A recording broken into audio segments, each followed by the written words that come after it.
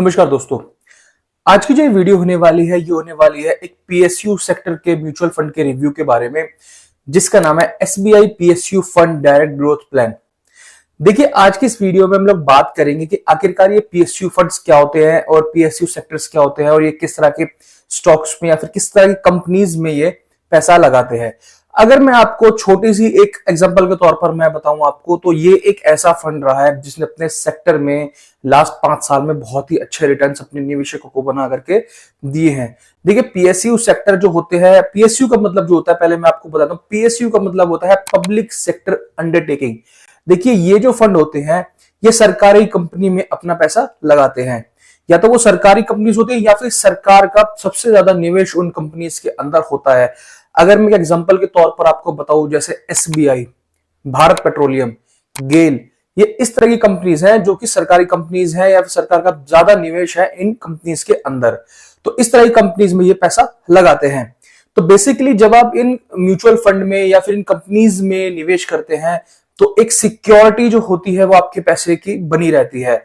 देखिए, in mutual fund का क्या होता है कि अगर ये आपको ज्यादा रिटर्न नहीं भी देंगे तो भी आपका जो पैसा है वो काफी हद तक सुरक्षित रहता है। और आज की इस वीडियो में मैं सबसे पहले इसकी कुछ बेसिक डिटेल्स के बारे में आपको जानकारी दे देता हूं, जिससे आपको ये आइडिया लग जाएगा कि आखिरकार ये म्यूचुअल फंड है किस तरह का। देखिए, जैसा कि मैंने आपको बताया, इस फंड का नाम है SBI PSU direct plan growth. इसका जो फंड साइज है वो है 4703 करोड़ का, और मिनिमम एसआईपी अगर आप लोग करना चाहें तो इसमें कर सकते हैं 500 रुपए की। इसकी एनएवी है आज की डेट में 34.70 रुपए की, और एक्सपेंस रेशियो है इसका 0.72% का। एग्जिट लोड इसमें लगेगा 0.50 अगर आप शुरुआत के 30 दिन के अंदर अंदर अपने पैसे को रिडीम कर लेते हैं तो। इस म्यूचुअल फंड में 25 स्टॉक्स की होल्डिंग है और इसमें किसी भी तरह का कोई भी लॉकिंग पीरियड नहीं है। आप जब चाहे अपने पैसे को इसमें निवेश कर सकते हैं और जब चाहे इस म्यूचुअल फंड से एग्जिट आप कर सकते हैं। अब हम लोग बात कर लेते हैं इसके एसआईपी और लमसम अमाउंट के रिटर्न की। देखिए, अगर आज से 5 साल पहले अगर आप लोग इसमें 5,000 रुपए की पर मंथ की एसआईपी स्टार्ट करते 5 साल के लिए, तो आप ऑलमोस्ट 3 लाख रुपए जमा कर लेते इसके अंदर, और वो 3 लाख रुपए आपके बन चुके होते 6,02,988 रुपए। और अगर मैं वही लमसम की बात करूं तो लमसम भी मैं टोटल 3 लाख रुपए का ही करूंगा। 3 लाख रुपए ही उसको एज्यूम करके चलते हैं, क्योंकि आपकी एसआईपी का जो अमाउंट था वो भी ऑलमोस्ट 3 लाख रुपए था। तो अगर आज से 5 साल पहले अगर 3 लाख रुपए आप इसके अंदर इन्वेस्ट कर देते तो 5 साल के बाद वो 3 लाख रुपए बनकर हो चुके होते 9,23,350 रुपए।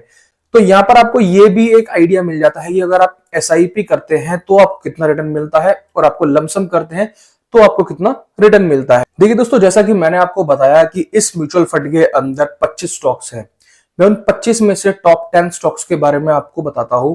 जो पहला स्टॉक है वो है एसबीआई, जिसमें है 13.87% की होल्डिंग।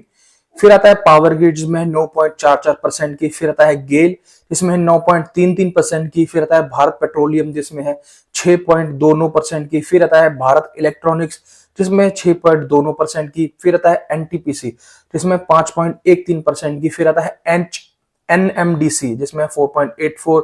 फिर आता है बैंक ऑफ बड़ौदा जिसमें है 4.11।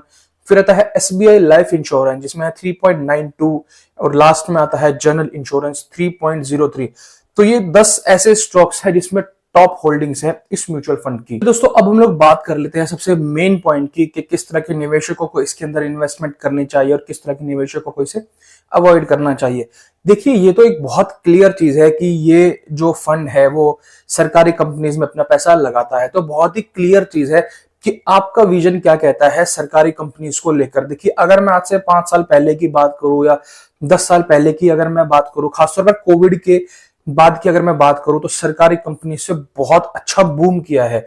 बट इसका मतलब ये नहीं होता कि ये कंपनीज आगे भी, मतलब इन फ्यूचर भी बहुत अच्छा काम करेंगे। अगर आप पास्ट का अगर आप रिटर्न देखेंगे सरकारी कंपनीज का, गवर्नमेंट सेक्टर का, तो ये रिटर्न तो देती है, but as compare to private sector ये बहुत ही धीमी धीमे ग्रोथ में चलती रहती है। हाँ, अगर आप लोगों का अगर आप लोग ये चाहते हैं कि आपका निवेश बहुत ही ज्यादा सुरक्षित रहे, सुरक्षित कंपनीज में रहे, तो शायद सरकारी कंपनी से ज्यादा बेटर कुछ नहीं होता। क्योंकि आज की डेट में भी मोस्ट ऑफ द लोग ये सोचते हैं कि मैं म्यूचुअल फंड से ज्यादा बढ़िया रहेगा कि मैं एफडी करा लूं। एफडी क्योंकि एक सरकारी उसमें बैंक में की जाती है, बैंक्स में की जाती है, प्राइवेट बैंक्स में की जाती है, बट उसका जो पैसा रहता है वो सरकार के पास रहता है।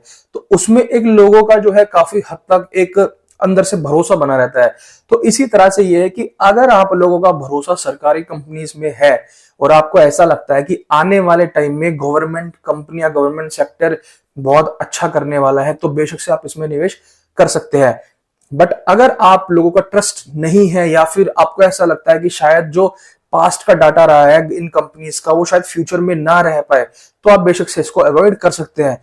बट लास्ट 5 साल में गवर्नमेंट सेक्टर की जो कंपनीज है उन्होंने बहुत ही अच्छा बूम किया है और अपने निवेशकों के पैसे को ऑलमोस्ट 4 साल के अंदर अंदर ही डबल कर दिया था। तो ये टोटली आपके ऊपर डिपेंड करता है कि आपको इन कंपनीज में निवेश करना है, इस म्यूचुअल फंड में निवेश करना है या फिर इसे अवॉइड करना है। बट अगर आप इसमें निवेश करना भी चाहते हैं तो आपका जो हॉरिजन रखना वो कम से कम भी 10 से 15 साल का तो जरूर से जरूर रखना, क्योंकि आप एक ऐसे म्यूचुअल फंड में पैसा लगा रहे हैं जो कि एक थमेटिक है, सेक्टोरियल फंड है, मतलब एक कंपनी जो कि सरकारी कंपनीज के अंदर ही पैसा लगाती है, प्राइवेट कंपनी में पैसा नहीं लगा रही है। तो इस चीज का आपको ध्यान रखना है। आई होप मेरा मैसेज आपको बहुत क्लियर पहुंचा होगा, और अगर आपके वीडियो थोड़ी भी पसंद आई है, वैल्यूएबल लगी है, तो प्लीज चैनल को सब्सक्राइब जरूर करना, वीडियो को लाइक जरूर करना। Thank you so much, have a nice day.